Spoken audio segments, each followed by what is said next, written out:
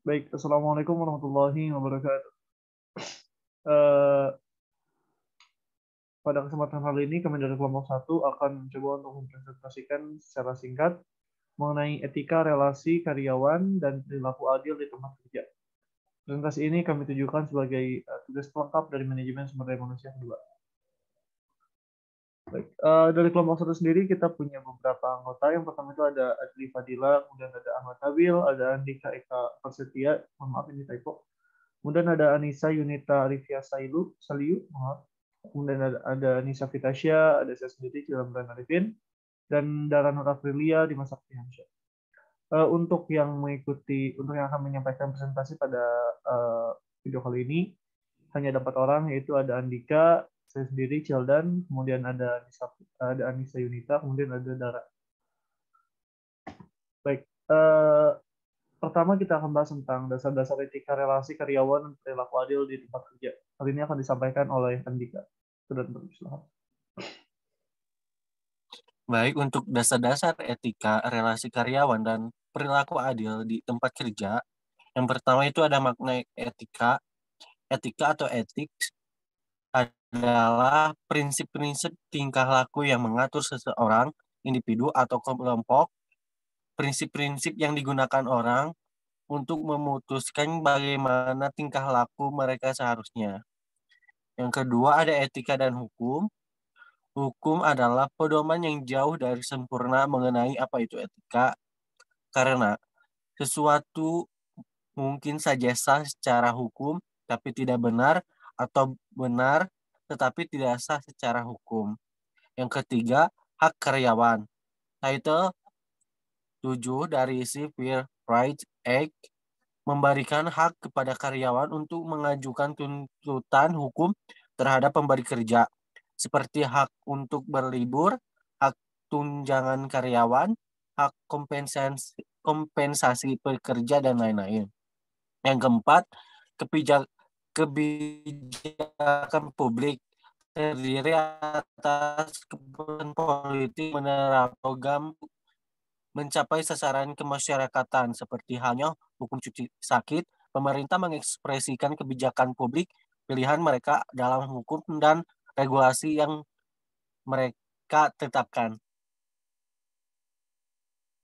Baik, yang kelima ada ketidakadilan di tempat kerja. Ketidakadilan di tempat kerja bersifat halus dan tidak kentara. Sebagai contoh, kebijakan yang tidak diplomatis yang mengharuskan asosiasi akuntan publik untuk bekerja dan melanjutkan perjalanan 7 hari per minggu secara tidak adil dapat menyisihkan ibu bekerja dari jalur asosiasi. Sementara ketidakadilan lainnya lebih menyolok. Sebagai contoh, sebuah survei terhadap 1.000 karyawan Amerika Serikat menyimpulkan sekitar 45% menyatakan mereka pernah bekerja untuk atasan yang kasar. Di tempat kerja, perlakuan adil mencerminkan tindakan konkret seperti karyawan diperlakukan dengan hormat dan karyawan diperlakukan tidak adil. Baik, terima kasih.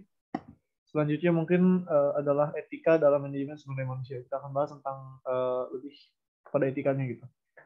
Hal ini akan disampaikan oleh saya pribadi. Etika secara harfiah adalah tindakan atau perilaku terhadap lingkungan sekitar yang harus ataupun yang tidak boleh dilakukan. Menurut Magnus Suseno, etika adalah sebuah ilmu dan hukum ajaran, sedangkan etika manajemen sumber daya manusia, sedangkan etika MSDM sendiri merupakan ilmu yang menerapkan prinsip-prinsip etika terhadap hubungan dengan sumber daya manusia dan kegiatannya. Penyebab terjadinya perilaku tidak etis pada MSDM, maksudnya tidak etis pada sumber daya manusia. Seperti yang pertama itu ada karyawan memiliki kemampuan kognitif yang rendah. Hal ini dapat terjadi ketika seorang karyawan ini menyalahi standar dari perusahaannya gitu, entah itu dari pendidikannya yang rendah ataupun dari kemampuannya yang berbeda dengan karyawan lainnya. Kemudian yang kedua itu adanya pengaruh orang lain, keluarga maupun norma sosial. Hal ini juga tentu sangat mempengaruhi ya, karena bagaimanapun juga tindakan seseorang itu merupakan cerminan dari lingkungan tempat dia tinggal. Kemudian yang terakhir adalah adanya ethical dilemma. Ini lebih kepada pengambilan keputusan ya. Ketika seorang karyawan dihadapkan pada dua pilihan yang bisa dibilang mendesak. Kemudian ada perencanaan strategi konsep etika. Kemudian poin yang pertama menentukan standar etika yang ingin ditanamkan. Kemudian identifikasi faktor yang dapat digunakan dalam mendorong konsep etika, mengidentifikasi kemampuan prosedur, kompetensi yang diperlukan, kemudian mengintegrasikan konsep etika dalam strategi bisnis yang dilakukan. Kemudian yang terakhir mengembangkan langkah-langkah konkret yang dapat digunakan dalam mengimplementasikan, mengawasi, dan mengevaluasi konsep etika yang dijalankan. Ada beberapa cara manajemen dalam menyelesaikan permasalahan-permasalahan yang terjadi di dalam sebuah perusahaan. Yang pertama itu ada membentuk komite karyawan dan manajemen. Kemudian yang kedua, membuat buku pegangan karyawan yang berisi tentang etika, lingkungan perusahaan, dan sebagainya. Kemudian yang ketiga, sistem pengupahan yang profesional. Kemudian yang keempat, ada menciptakan suasana kerja yang kondusif. Kemudian yang kelima, menampung keluhan, saran, dan kritik dari karyawan. Integrasi konsep etika dengan fungsi manajemen sumber daya manusia. Ini terdapat beberapa poin. Ini juga mungkin sesuai dengan fungsi dari MSK sendiri. Yang pertama itu ada seleksi, kemudian orientasi karyawan, training, penilaian kinerja, reward, dan hukuman. Baik, nah selanjutnya di sini ada 3 pilar. Untuk bagian ini juga akan disampaikan kembali oleh Andika. Dipersilakan. Baik, untuk 3 pilar di sini, yang pertama itu ada peraturan dan regulasi. Peraturannya mengenai pencurian atau perusakan properti, miras saat kerja, dan pembangkangan. Yang kedua ada hukuman, tergantung pada pelanggaran dan jumlah terjadi. Jadi hukumnya tuh kalau misalnya mereka membuat pelanggaran tuh beberapa kali, nanti hukumannya tersebut akan dibuat sesuai pelanggarannya yang dia buat. Yang ketiga ada proses banding, berisi tentang tinjauan manajemen dan keluhan pejabat.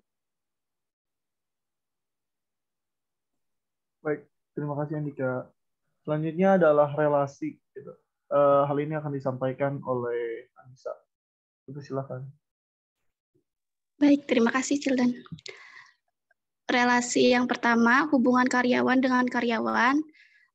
Yang pertama komunikasi, yang kedua kepercayaan, yang ketiga etika, yang keempat keadilan, yang kelima perasaan, yang keenam persepsi dan keyakinan, yang ketujuh harapan yang jelas, dan yang terakhir pemecah konflik. Selanjutnya, hubungan karyawan dengan atasan dan bawahan.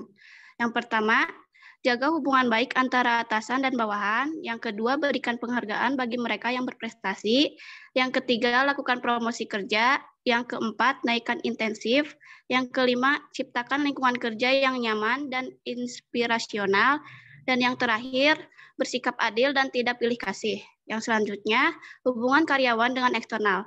Yang pertama, sifat dan tingkat pekerjaan, yang kedua karakteristik perusahaan dan industri, yang ketiga sistem kebijakan manajemen sumber daya manusia pada perusahaan.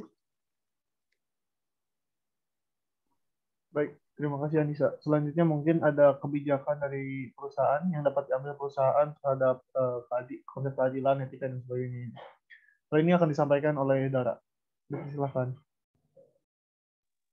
Baik, terima kasih Cildan. Selanjutnya ada kebijakan perusahaan, itu ada hukuman. Yang pertama itu ada sanksi karyawan telat, yang kedua pemotongan gaji, yang ketiga penerapan denda berupa nilai uang tunai, yang keempat penambahan waktu kerja, yang kelima sanksi karyawan mangkir kerja seperti surat peringatan, pencabutan tunjangan, penurunan jabatan, yang terakhir ada PHK. Yang kedua ada kompensasi. Pertama itu ada adequate, equitable, balance, cost effective, secure, incentive producing, acceptable to the employer. Next. Kedua ada kontrak pegawai menurut peraturan undang-undang. Hal itu dipertegas dengan pasal 52 ayat 1 Undang-Undang Ketenagakerjaan Nomor 13/2003 yang dinyatakan perjanjian kerja harus dilakukan atas dasar yang pertama, kesepakatan dari kedua belah pihak. Yang kedua, kemampuan atau kecakapan melakukan perbuatan hukum. Yang ketiga, adanya pekerjaan yang diperjanjikan. Yang keempat, pekerjaan yang diperjanjikan tersebut tidak bertentangan dengan ketertiban umum, kesusilaan, dan peraturan undang-undang yang berlaku.